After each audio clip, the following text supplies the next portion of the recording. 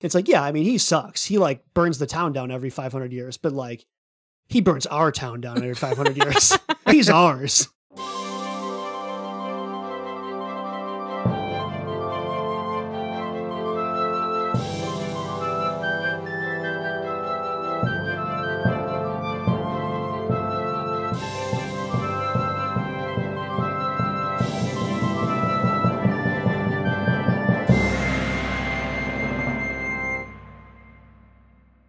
Hello, and welcome to the Tabletop Travel Guide, the podcast where we explore fictional worlds and civilizations right from the comfort of our own table.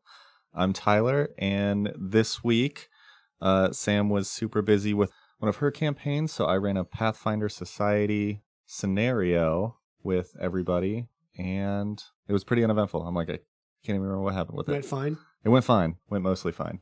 We avoided zombies. Oh, yeah. That's right. That's right. They were trying to get loot out of a wrecked ship, and they had like a zombie tide that would come in. That's right. It's all coming back to me. Tyler's trying to block it out because I was really frustrating. I'll throw myself under the bus for that one. We went on a walk afterwards. I'm like, that was not fun for me. And I was like, oh, my bad. It's fine. So I'm Sam. And in the session that I ran this week, one of our combat sessions was with terror birds, which I incorrectly assumed could fly because they're a bird. But apparently they're more of an ostrich. So I started combat with them in the air, and then I realized they didn't have a fly speed. We spent so much time while you were like prepping things, trying to get the miniatures to sit on dice to show that they were flying. And you're like, yeah, none of that mattered. Shoot, they're on the ground. I don't remember who mentioned it, but they were like, I don't think terror birds can fly. Aren't they big ostriches? Dang it! And I'm Ryan, and in that same encounter, after we beat the terror birds, we recruited elk to the party. That was adorable. I think Sam was very confused why we recruited elk and why we brought them along, but by golly, we did. I think. Well, now you have elk, and one of them could be a mount for somebody if you really wanted them to, That's and true. or maybe they'll like pull vehicles or help with the farming. I don't know. It went great. Yeah, it was a good sesh. Yeah, so we are continuing today our exploration of the Saga lands. Mm-hmm. We are moving slightly north to a land of the Linnorm Kings. Yes. And today we're going to pass it off to you, Ryan. Yes.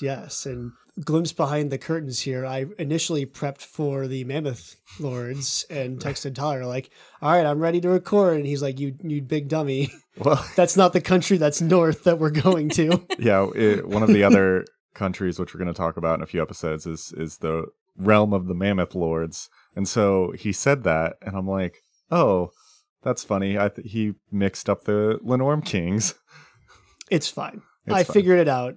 I pivoted. It all worked out. So we're going to do the lands of the Linnorm Kings. I like it. I am excited for this one. And This is one of the ones we talked about in the first episode. Way back. Yeah. And so it just kind of fits that we are circling back to it in our 20th episode. Oh my gosh. Ooh. I know nothing about the Linnorm Kings. I think they have like been mentioned vaguely like in different adventure paths, but like I have no concept for what they are. I think like my brain is like vaguely Vikings on dragons, but I don't think that's correct, but I'm hopeful. Yeah. Okay. Yeah. Hold that thought. Okay. So let's just start. When we talk about the lands of the Linnorm Kings. Okay. And is it Linnorm or Linnorm? I think either one's probably fine. I feel like Linnorm makes. We'll stick with Linnorm. Let's talk about what Linnorms are first. Okay. Because it's half of the title, and this is where I spent a good chunk of my time because I really didn't even know what a Linnorm was. Yeah. So Linnorms, we know what dragons are, right? Yes. We talked about the true dragons before, our chromatics and our metallics, which are going away. Kind of going away anyway. So we'll see what happens with the Linnorms, but they are, in general, wingless serpentine dragons that do not have wings. Okay, I'm partially right so far. Yes, you're not too far off. They can still fly. Do they? Okay, so but they still have like legs? They have arms and legs, yes. Okay. They can fly. They have magical flight. So their ability to fly actually comes from the first world.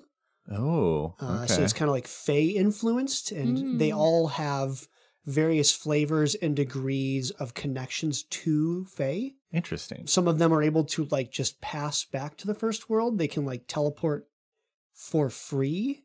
Oh. Yeah, so there's definitely like a Fae Linnorm connection that varies depending on the type of Linnorm.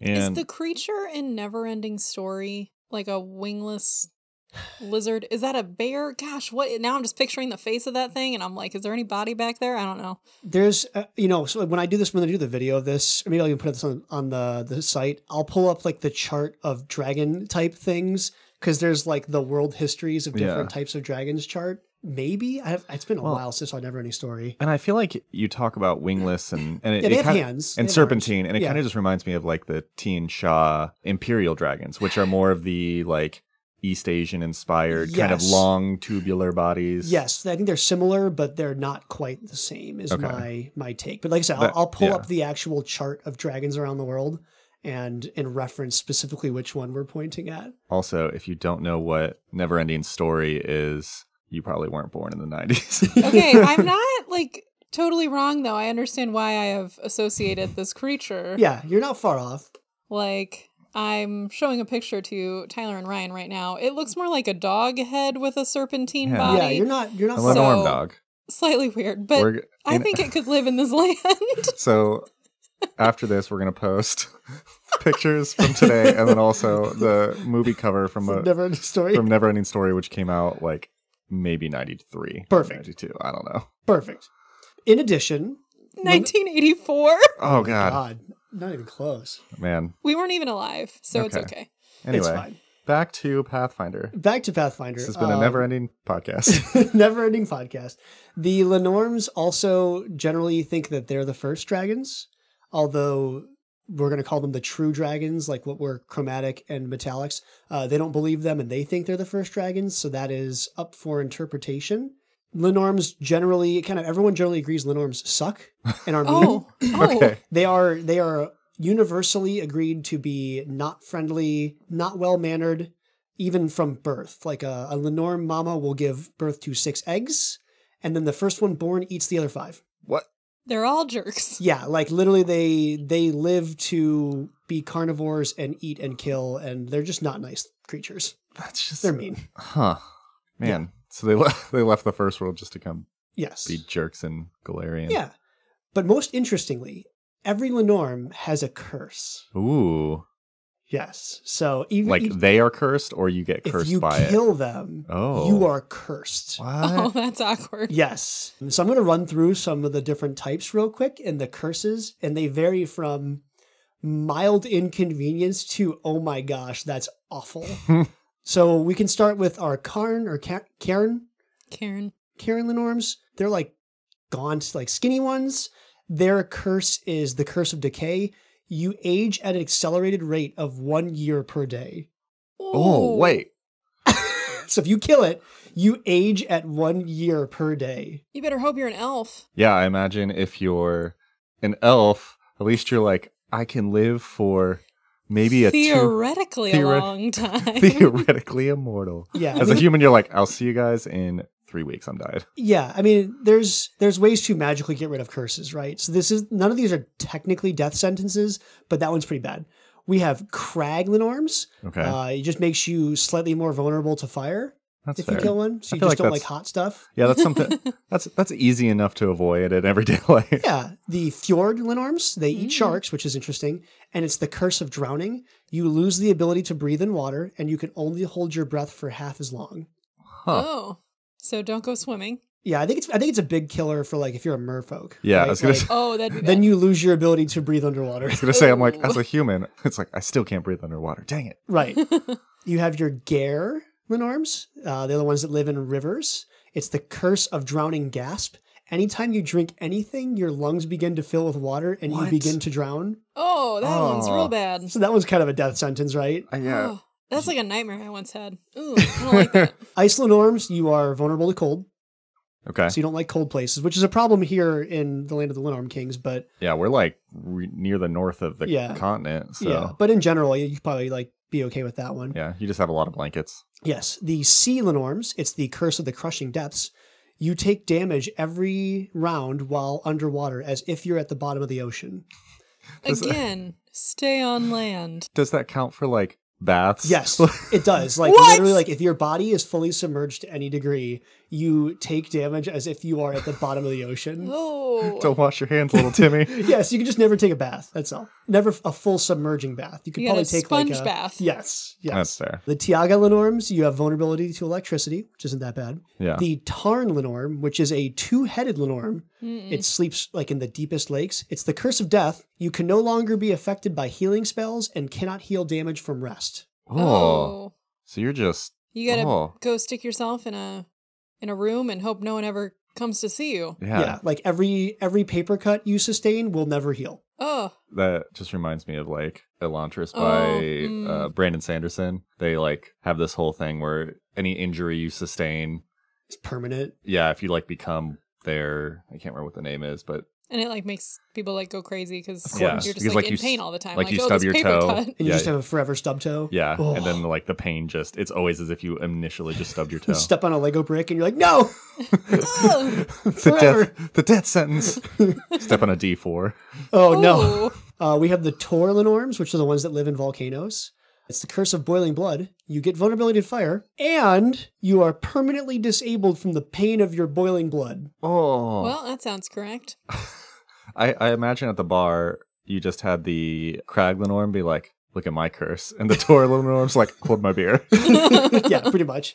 And then finally, we have the father of the Linnorms, which is kind of like big old daddy Linnorm. Nice. It's called the curse of the father. If you kill the father of the Linnorms, you become the father of the Linnorms. So you become the mob boss. Yeah, so if you kill him, 24 hours later, you like turn into him and you're the next version. Do you become a Linnorm? Yes. Oh, I mean, that's kind of cool. It's kind of like a Death Knight kind of thing where like you turn into it. But you still like are yourself. No, you lose. You Oh. you like gain the memories of the previous father. Oh, so he just like reincarnates using you. Yeah, Oh yeah, that's not great. yeah. But you get to be a Linnorm, sort of, kind of. So Until the next one kills you. yes, Ew. yeah. So go ahead. Tyler's got a thought. This sounds, from what I know of the Linnorm Kings, and I'm sure we'll get to it, I'm like, this makes me seem like way less interested as an adventure. Yeah, so I start with all this because keep in mind, like the system of government for the lands of the Linnorm Kings requires you to kill a Linnorm.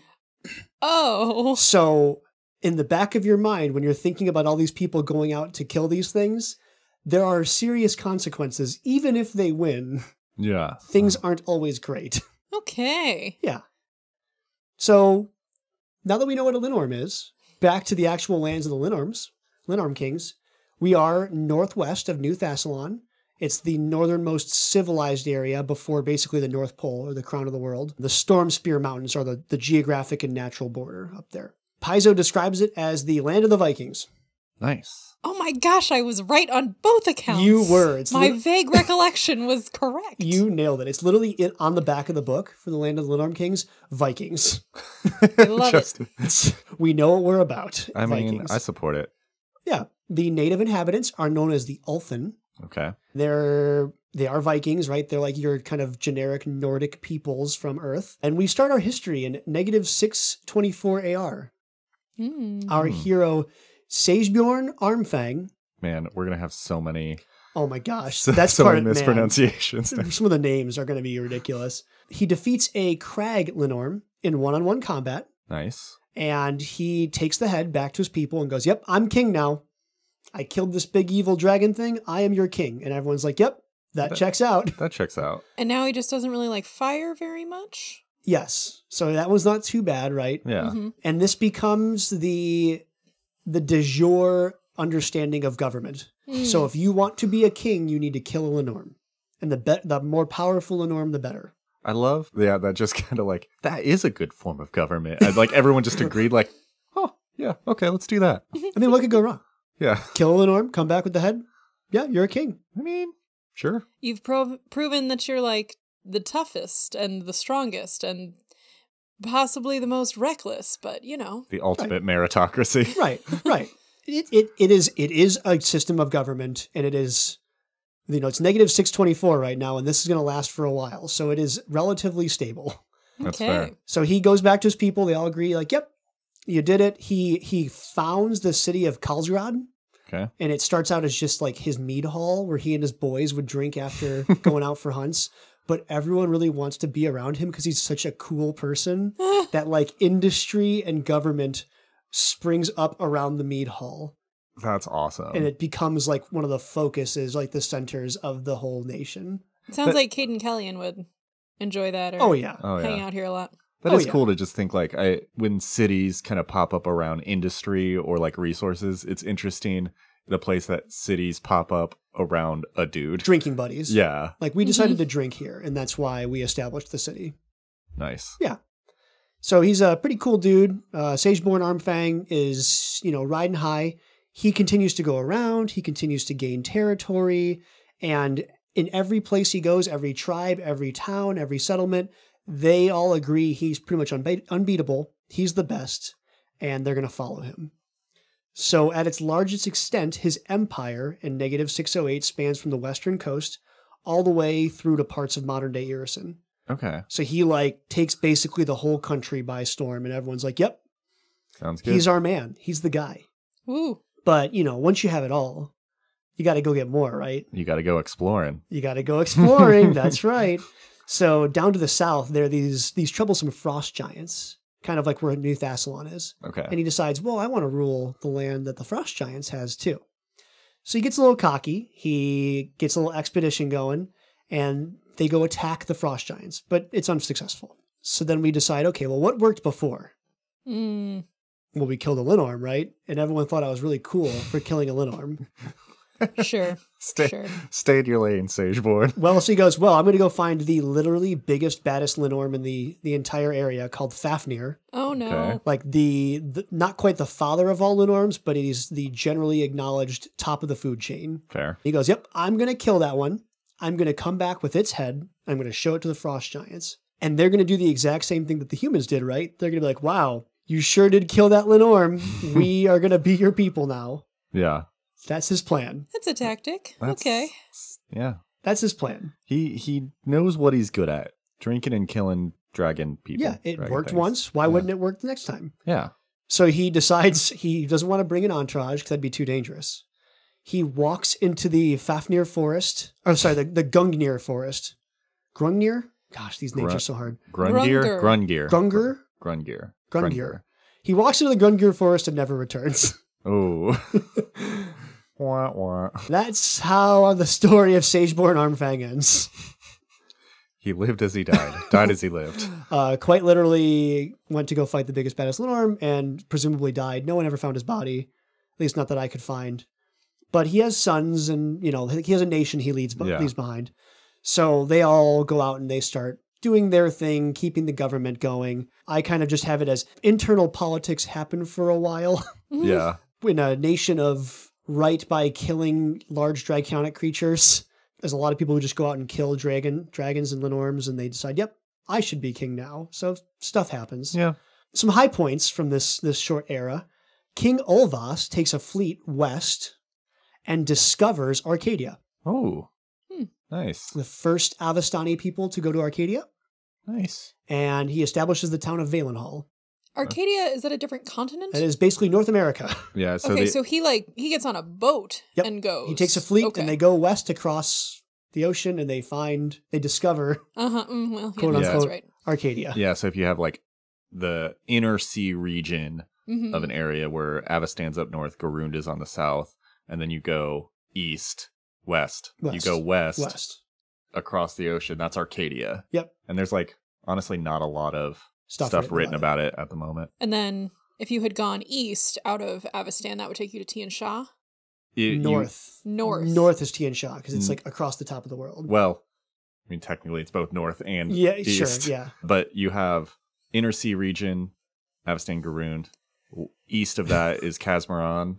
Oh, that's right. Okay. And then east of that is Tian Sha. I hate this discussion for the video.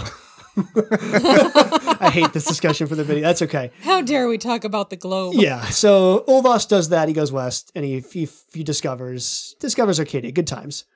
Torval the Ill-Tongued, he kills this other guy named King Rolf the Wicked with a song that stops the king's heart. What? He sings him to death? Yes. Is he a bard? It's not explicitly, but I'm assuming he's a bard and uses some kind of bardic magic to stop the king's heart. Or he's just so bad at singing. Or so good, Tyler. Have you ever heard something so beautiful that you were like, well, I'll just die now. Nothing will get better. But the problem, Sam, problem is, in this form of government, killing the king is not enough. Oh. Just because you've sung the king to death, no one actually believes you're a cool person. So everyone goes, well, great. You've killed the king. Now you have to go kill a Linnorm. We just never appreciate the arts. So he walks out into the wilderness to kill a Linnorm and never returns. Oh, buddy. Poor Ilt. I imagine he killed the king and then everyone's like, cool, next step. He's like, I've made a huge mistake. I just wanted music. Yeah, it's great. I love it. I also, in my head now, I just imagine Torval is like a distant cousin to Aspects. Oh, yeah. You have the even-tongued and the ill. You have the tongued brothers, the ill-tongued and the even-tongued. Perfect. So yeah, that's just a couple little highlights. The next big one is -446 AR. It's called the Giantkin War. The Queen of the Frost Giants, Queen Ledaramu, I think I got that one. She strikes north and plunges the whole area into chaos. Well, did she kill a Linnorm? Well, no, because they have a valid giant form of government. I don't know. I don't giant's accept your form of government. Look, she's down here. She's like, we've got a parliament. We've got voting. I don't know what y'all are doing up We there. have representative democracy. we have universal health care. The Ulfin do not appreciate being invaded by the Frost Queen and her minions. Yeah. So it takes them 4 years, but they eventually get a counterattack together. Okay. So our boy King Olvas, the one who sailed west, he's back. He leads a personal assault on the Queen's fortress with he and his boys. Nice. The Queen, realizing she is going to be defeated, she self-destructs and she brings the entire city down with her, killing her, Olvas, and both armies. That's a power move right there. It is. That's amazing. Yes. So, of course, the Ulfin being rational humans, right? They look at their entire army laid waste, the city destroyed, and they go, man, our King Ulfas must have done some dope stuff. Sure. Just imagine it's that meme like, I made this explosion. You made this. We made this. Yeah, and it literally, like, he becomes a martyr to the Ulfin people, so much so that they, like, rally around the flag because their king is so awesome. And they, like, form another army and they push south and they win the war. That's ultimate ignorance is bliss. He was so excellent. Let's just do it again. Well, that's just amazing that it's like they just were not clear on who caused the destruction. And we're like, that must have been us. Let's keep going. It had to have been us. Rather than the normal reaction It was to. very intentional. Yeah, who else would bring down a city? Our king. That's Yeah. the one who brought it down. Yeah, fair. The Ulfin are great. I just love them. Meanwhile, that's that war. That's the Giantkin War. A couple hundred years pass, more internal politics occur. In -217 AR, Ulfin ships arrive in Taldor. So they sail. Yep. Tyler's doing his finger. They sail all the way down around through the inner sea, and they arrive in Opera Okay. from our Taldor episode. Opara. Yes. Yes. Opara. Not Oprah. They arrive in Opera. Opara. Oprah's here. And they have to stay, and they become the Emperor's personal guard for money. They're like, oh, this isn't such a bad gig. If you pay us to like guard you, we'll just hang out here. What was their intent when they went to Taldor? Were they just like, we're going to invade? Were they like, we're seeing the world? Yeah, so I have a bunch of these coming up here, but the Ulfin kind of just like do the Viking thing. Oh, okay. And they get like anywhere from 5 to 20 ships together. Like, let's just go mess stuff up. So they got to Opara, and they're like, I mean, if you pay us, we're cool. We'll stay here. We'll hang out. All It's right. like the good form of exploring. We're here for a job. Yeah. So I kind of hand wave the next 2,000-ish years because it's a lot of just like we're going around and sailing around and raiding with our buddies. I like it. So again, some highlights. There's a whole book, right? The Land of the Linnorm Kings. It's a whole book. High King Olaf is killed when a localized earthquake knocks a keystone loose from an arch right onto his head. Huh. And Very localized being specific. like that only that arch was hit by an earthquake. Like an extremely localized earthquake. And everyone Seems was targeted. That's it. Civil war and conspiracies ensue. As they should. Like, I think that's I think in 2E, that's the spell like sudden disaster. I forget what that spell exactly is called. Yeah, like impending Yeah. impending doom or Yes, something. I think it's like Yes. that spell essentially. Like a natural disaster occurs and only hits the king. That is such a fun spell. It's great. I've used it. It's amazing. Jarl Strom Sunbelt goes out and hires some wizards and some demons, and he takes a throne. Cool. That's not the way we do things here. Yeah. You have to go kill a Linnorm. Yeah. Civil war and conspiracies ensue. Sure. The elfin people are not happy about this, like, just absolute destruction of their way of life. Yeah. So they sacrifice all the wizards to the gods of winter. Oh. Cool. Because you got to get back on the gods of winter. Yeah. So are there multiple kings at one time? Like when we're Yes. saying, okay, so we have smaller Anywhere territories from within like this. 1 to like 15 or 20. It like very much depends on who's the strongest king and their ability to politic each other. But it's extremely rare for them to ever be less than like 1 or 2. It's Okay. usually at least 5 or 6 all doing stuff in their own. They're all kind of doing their own things in their own areas. So it's almost just kind of like a bunch of different city states. Yes, it's very much the vibe of city states, but they're Vikings and they A bunch have of to kill dragons to be the king of the city state. a bunch of different beer league drinkers. Yes. Other Ulfin, they sail all over the place. There are records of them raiding Tianjia. They're obviously in Avestan. They show up in Arcadia again, all the way down to Garund. Nice. There's like scattered records of them basically showing up all over the place, causing all kinds of chaos, and just doing Ulfin things. Nice. Yeah. So of specific note is Taldor, and by proxy Cheliax, do actually a very good job of keeping notes and records. So they are all over Taldor and Cheliax, raiding down the coast, all down the western and southern coasts. And there's this big sea battle called the Battle of Eridan's Arch, where the Taldane forces and fleet repel the Ulfin. The Ulfin get really pissed off that they lost, so they come back with an even bigger fleet, and they go specifically back to Eridan's Arch, and they just invade and pillage and burn. And they get a settlement out of Taldor, and they come back with 100,000 gold and a formal peace treaty. Who? So then in our next thing, 2,000 years-ish later, I think Sam will talk probably more in detail, so I'll keep it high level, is the Winter War. So in 3312 AR, the Northern Lights get super bright for 12 hours. So everyone like out at night is like, wow, the Northern Lights are basically the sun. That's kind of weird. Everyone acknowledges this is when Baba Yaga came back. Oh. Mm-hmm. Again, I think we're going to talk about Irison next time. So just know Baba Yaga's a thing. Baba Yaga returns. Baba Yaga ravages all over the eastern Linnorm lands, and it does not go well for the Linnorm Kings. Ooh. Baba not Yaga's great. doing great. So they do the most Viking thing ever.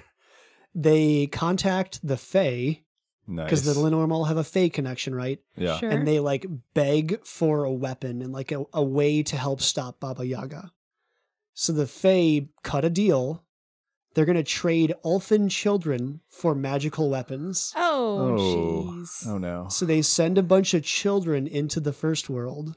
Oh. In exchange, they get magical weapons that are really good against Baba Yaga's stuff. Oh. How do we think the kids did in the first world? Like, were they brought over as like, oh, we love children. They're cute. Let's have them run around with fairies. No. So there's actually still like even modern day reports of Ulfin bodyguards for Fae kings and queens. Ew. Well, so they weren't straight up murdered. No. But they were like basically like, oh, you're going to make great you're like badass kids. Like you're going to be our bodyguards. The Ulfin end up in bodyguards in a bunch of different places. Indentured servitude. Ooh. Yeah. Ooh. Also, in very Fae fashion, whoever like the magical weapon is given to, when they die, the weapon disappears. Oh, So sure. they like someone else can't pick it up and continue to use it. Oh no. Like the initial wheeler dies and the weapon disappears. So they're able to like stem the tide and fight Baba Yaga to a stalemate, but they can't. They don't win. Yeah. They just stop the bleeding. Hmm. And that's the Winter War, and we'll do more about it for Irison. Okay. Oh, guys, I'm so excited for this one. In 4100 AR, Kuthites from Nidal. Hey, old friends from night. Oh, yes. Oh boy. I'm so mad. I'm so mad this detail wasn't included when I was doing my Nidal research. Oh, no. I'm so mad. So they arrive and they try to preach the good word of the Shadow Lord. And the current king is like, I want none of this. So he puts the one of them to death using the blood eagle. Do we want to know what that is? Okay. I guess graphic thing warning. Oh, geez. Skip ahead a minute or two. Yeah, the short version is they cut down the spine and then they pull the ribs and the lungs backward to be wings. Okay, well, that's gross. Okay, so Yeah, so brutal. that is not great. Not great. The best part of all this is all the other Kuthites are like, me next. Oh, no! Oh, God.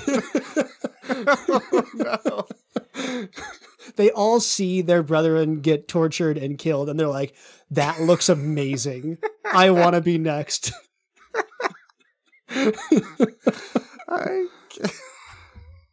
There's a vibe, and they just lean in. What did all? Can you just imagine the Ulfin being like, "This is what happens to you," and then be like, "We get a lot of different reactions to that one, This and was not the response we were looking for. This is a first." Yeah, for anyone who played Borderlands 2, this is strong Firehawk vibes. Yeah. For Matchstick, like, Burn me. yeah, it's super strong vibes. So you're exactly right, Tyler. The king is super weirded out by this. He puts all the remaining diplomats in a big bonfire and just burns them all. He's like, He's like, nope, I burn want it with fire. no part of you people. So is this the same thing when we talked in the Nightall Yes. episode? And it was like they just all died. Yes, this is them. And so Oh. so in that episode we're like, oh, they all died. That sucked for them. And then really it's one died, and then all of them were like, ooh, yes. Yes, Oh my gosh. I want to experience that. I mean, I like that the Linnorm King's response was, nope, just put it in the fire. Nope, we're not doing it. We're just gonna burn the house down. I want no part of this. Amazing. Oh my gosh. Yeah, I'm really mad. I'm really sad that I couldn't have discovered that until after, but it's just Dang. that's so on brand for Nidal. That fits. So then, fast forward a couple hundred years, there's internal politics this whole time. Yeah. Cheliax decides that they want to invade the land of the Linnorm Kings, which, if you do the geography in your head, that's kind of a stretch. They have gone way far. But it kind of makes sense. They've already like gotten into Varissia, and they were successful going north into Varissia. Well, That's true. They were only in like the southern part of it, though. They didn't get very far north. Yeah, so it's not. Well, and isn't there like there's a big bay there, right? So they could like technically go They like could go up and around. hit Varissia and then go immediately in. Yeah, so it's not unreasonable, but it's still kind of a weird decision. Yeah. Cheliax is kind of all over the place, but they initially find out about the Linnorm Kings' like existence through Opara, and then as part of the Everwar, they had actually hired some Ulfin mercenaries, and the Ulfin are talking about like, oh yeah, like our lands are great. So yeah, Cheliax sends a fleet. They try to establish a colony / invade. It ends with a bunch of Chelish heads in a pickled barrel sent back by the Ulfin. At least they're committed to preservation. Yeah, they're like they kind of like almost pull the Sparta, like the last remaining Spartan thing. Like they kill all of them except one, and then they send that one dude back with a bunch of heads, and they're like, tell the Chelish people what they saw here. I mean, Ulfin people seem great. Roughly around the same time, there's a guy named Opier Eightfingers. Okay. He appears at the gates of a city with the decayed head of a Linnorm. He swears he killed, Ooh. but everyone thinks he found the head and someone else had killed the Linnorm. I would like to know which 2 fingers he was missing. Do we think it was like 2 pinkies? Do we think it was like a ring finger? I don't know. That's a good 2 on question. each hand? He or fought 2 with no thumbs. 2 on one hand, but the other hand's fine. I do not know. That's a good question. But yeah, people don't really believe that he's a king, but like on a technicality, he has the head of the Linnorm. On a technicality. You are technically correct. Yeah, that's so kind of correct. he ends up being challenged like dozens of times by people in one-on-one combat, and he wins every time. Okay. Like he puts all these challengers down and holds on to his status until this is our connection back to New Thassalon. He's the one that attacked Bellamarius. Oh. Oops. So people didn't like him anyway because they thought he was a false leader. He sends this attack into New Thassalon, like, well, I'm going to go take over those lands. And that attack fails. Bellamarius retaliates and kills him. And everyone's like, yeah, we didn't like him anyway. I love the connection there. Yeah, when I was researching New Thassalon, I didn't say why they didn't like him, so that makes sense. Yo. Yeah, everyone thought he was a pretender to the throne, basically. It's also written that some people in the lands of the Linnorm Kings don't think that he's actually dead. Some people think that Bellamarius captured him and is like keeping him in the dungeon for whatever nefarious purposes she might have. So potential future adventure bait there, I'm not sure. Nice, I like it. And that kind of brings us up to modern days. The lands of the Linnorm Kings are almost entirely unchanged politically. They still rule by right of who killed a Linnorm. Mm-hmm. There's like changing faction, or there's changing country and city-state sizes and shapes. Like one king might die and a different king might kill a Linnorm, and then that city's like, well, we used to follow that one, but he's dead, so we're going to follow this one now. And it's kind of horse tradey and just rule by the strongest, kind of. Well, and I think I remember just like, it's almost just kind of preservation for the people too, since Linnorms, I thought I remember hearing that Linnorms are just like really crappy to the places they are. Yes. So it's like kind of a... Yes, there's actually, it's talked about how even though like Linnorms are evil, terrible creatures, a lot of like smaller towns kind of like adopt the local Linnorm as like their mascot. It's like, yeah, I mean, he sucks. He like burns the town down every 500 years, but like he burns our town down every 500 years. He's ours. You can't mess with our Linnorm. That's so weird. Yeah, it's great. So the current political climate is as follows. There's King White Estrid pulled a power move. She subjugated her Linnorm instead of killing her Linnorm. That's Ooh. awesome. So she went out there, defeated it in combat, and then it was like, you work for me now.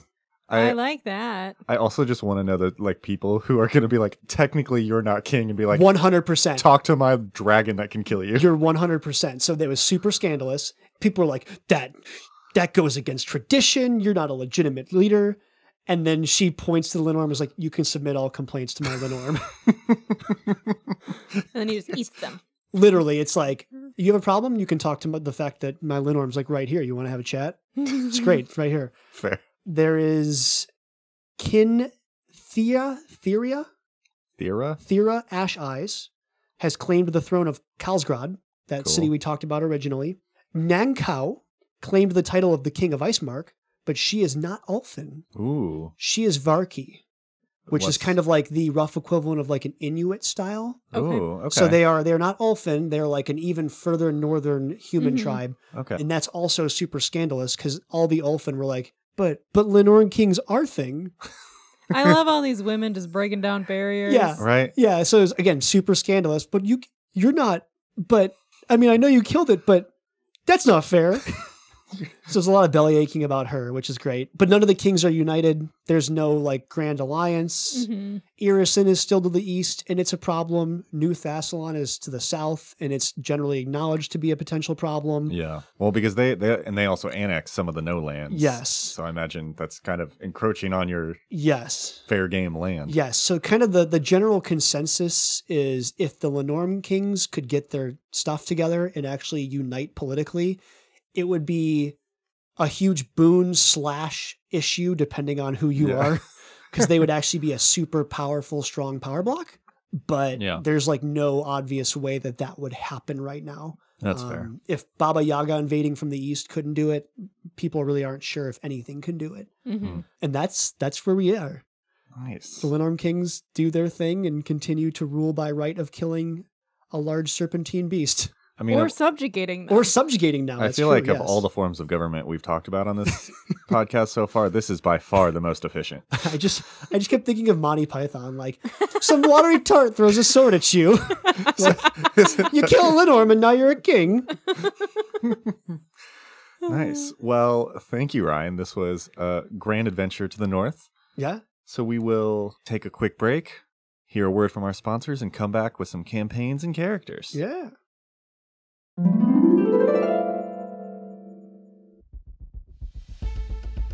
Ulfins, it's time to take action. Your government supports a system that exploits innocent creatures. Stop the madness. Why does a species have to die for another to survive? We can live together in peace. Respect the rights of the First World dragons. Speak up for the Linnorms and their habitats. Join Ulfins for the prevention of Linnorm exploitation now!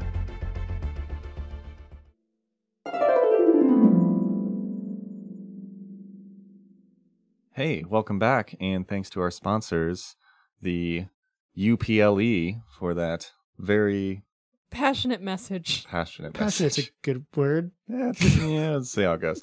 Okay, so I am doing the campaign today, and when I was thinking about this, I was like, you can't have a campaign in the land of the Linnorm Kings and not have it end with the players becoming Linnorm Kings. Sure. So, straight from the get-go, the plan is for the players to become Linnorm Kings.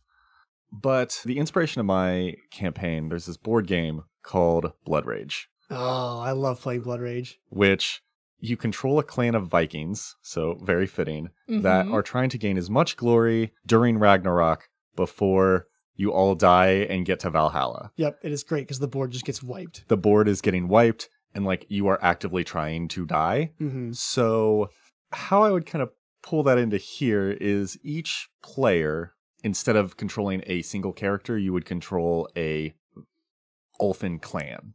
Okay. And your backstory would be more about the clan backstory, not for any individual character, because my plan for this campaign is it'd be kind of a meat grinder.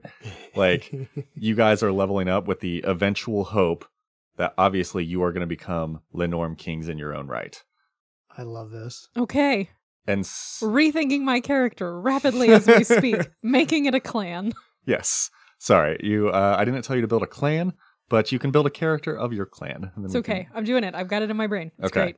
perfect. Yeah, so I imagine you could do this a couple different ways. You could do it competitively or cooperatively. I kind of like the idea of cooperative. Like you said, there's not one Linnorm King. Correct, yeah. So I imagine you can have, a group of clans that are all kind of like supporting each other as they like strike out on their own. Like maybe they started as a group of drinking buddies, Yeah. and are like, we could build our own families and then we can kind of become dynasties. Yeah, So like even if only one of us can technically be the king, we're all going to benefit. yeah, Yeah. so it's going to be semi-traditional, pretty combat heavy, but you're going to be leveling up, and as you go, like, I imagine a lot of encounters would be like probably ratcheted up in terms of difficulty, so that way if you die, your next part of the clan is just going with it. Yeah. And I don't think we talked about this, but I know that Linnorms mechanically have like levels, I think from, I don't know, like 8 to 20.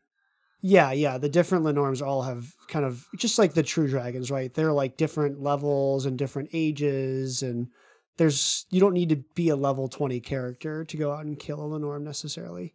Yeah. So I imagine that you basically are leveling up and going on your adventure. And then when you kind of like want to stop and become a Linnorm King, you like go for it at whatever level you're at and see if you can make it. And if you can make it, then like, cool, you became a smaller Linnorm King for this group. But if like you want to keep kind of trying your bets and go higher and higher and higher and try to become like Sageborn and fight the strongest of. Right. So do you get like more experience for dying? Is this like Valhalla-esque where it's like, cool, I sent 20 dudes out and they all died, extra experience for me, leveling up? How I would do this is it would be like you inherit either like a skill or like a feat maybe from the person who There's died. some legacy component. Yeah, so you're not just like, well, gotta roll a new character. It's like if you go out and die, like your next character becomes stronger. Yeah.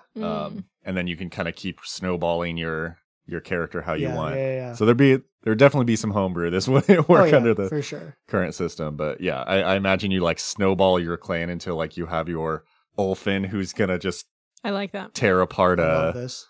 Linnorm and then become the ruler of a country. That's love cool. this. Okay, so Sam, have you thought of 5 characters for your clan? So naturally, I have a whole clan, their backstory, and what they all look like. Okay, but I kind of do. Okay, so This is why we give Surprise. This is why we give Sam the characters, because she can just like make a character on the spot. so inspired by kind of that Norse mythology, blood ragey situation, I would build my clan like they are the Valkyries. So I would have Yes. a bunch of badass ladies fighting stuff. Yes. Dang. And I'm also inspired by our current king over here, who subjugated the Linnorm. I think that like they're like, no, the real power move is if we have the Linnorm and we ride them into battle. So that's like Ooh. where we're headed. So we're trying to like build up our combat, and when we find the Linnorm we want, we're gonna ride that dude right into battle and win. Your goal is to like domesticate Linnorms. Yes. I just imagine you like where some you might be like lower level to try to reach up to that Linnorm. You basically just like get high enough level to beat down the Linnorm to then ride it to the next The Linnorm, next Yes. and then beat up that Linnorm and then ride it. It's a continual upgrade. It's Yeah, like it's a a car. ladder. Linnorms are a ladder. You come back, like the debrief of every group of sessions is like how each clan is doing, and your clan's just like we got another herd. Training them up. I like that. And it would be kind of cool to just see the different types of ways people go about it, because obviously the interesting thing about Linnorms is like you can't fight it as a party. Yeah. So by nature, you can't really have like a party go against the Linnorm to be a Linnorm. I mean, you could. You can. I think it like, yeah, it like defeats the purpose of the government part. Yeah. I mean, you can go out and just kill a Linnorm, but I mean, really, though, the power move here, and what we would have to ask if the GM would let me do, is you find a mama Linnorm, because you said they have like 6 and then one eats the rest of them. So you would just find, do they lay eggs, do we think? Yeah. Or do we think this is It's alive? eggs. Okay. So we're going to find the eggs, and then we are going to hatch them, and then have like 6 Linnorms and raise them just imagine to be like, dicks to everybody else. Intervening. That's against the natural way. It's not in the handbook. I just imagine like their nature is to immediately hatch and then start fighting the other ones around them, and then just you have these 6 Linnorms hatch, and then you just have a bunch of adventurers beating the crap out of them. Are you just beating up that baby Linnorm? The first one's here. Get it. No, you take it out to a battlefield. They hatch. They're not trying to beat up each other. They're beating up your enemies. You like imprint on. Look, I'm just saying, men rolled into this country and saw the form of government of I have to kill it, and that's how I show my power. The women are like, no, I will raise it, and it will murder everything for me. I love it. That's fair. I love this campaign already. So, and now I just really want to play Blood Rage. Dang it. There's also, for probably the very few listeners who play solo, this is like the perfect high score mode. Oh, yeah. Like, well, I rolled my character to level 10 and they died. Let's see if I can do better. Yeah. This actually probably would be a decent like solo, or I know some people do like 1 GM and 1 player. This would be kind of a very perfect one-on-one campaign, since like the whole form of government is you building. Oh my gosh. This group of Valkyries. Oh my gosh. Yes. Dang it. Oh, gosh. I hate this section of our podcast because every time I'm like, I want to play it. We don't have time. Yeah, so I guess we can post the character sheet that I have that has nothing to do with this now. I made a swashbuckler. That works. So- Hey, it Which still works. could technically work. Yeah, it'll be the first Valkyrie. Yes, her name is Aspen, so... Aspen's out on a longboat, swashbuckling around. Yeah. And the rest of her clan is also named after cities in Colorado. Perfect. Well, cool. So before we end out, we gotta talk about a score. So Land of the Linnorm Kings on a scale of 1 to 5. Linnorms, curses. I mean, I kind of just want to scale it on Linnorms because I think it's funny to imagine like the scale being like these little wingless dragons just hanging out. Like, cool. 1 to 5 Linnorms. To travel there, I'm gonna give it like a 3, but in my heart, it's a 5 out of 5. Oh my gosh, yeah. Yeah, the realistic answer is a 3. This sounds like the best kind of chaos is a 5. Yes. 5 in our hearts, 3 in our brains.